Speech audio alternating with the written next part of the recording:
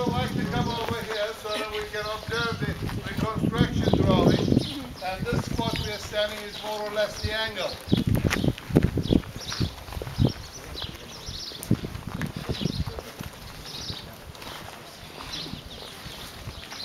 So, I'll wait till people get over here.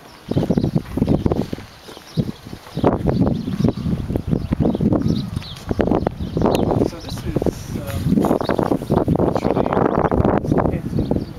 this one here, and you can see that corner structure and just that around there.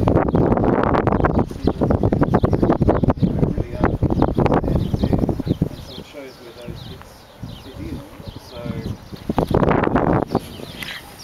So that at the back ran all the way around, and just this little bit of corner that's erect up there comes all the way here. Of course, that triangle there was up the top. So yeah, so it's you don't often see just that it's like a puzzle piece. Yes. So that's a particularly great construction the way it fits there.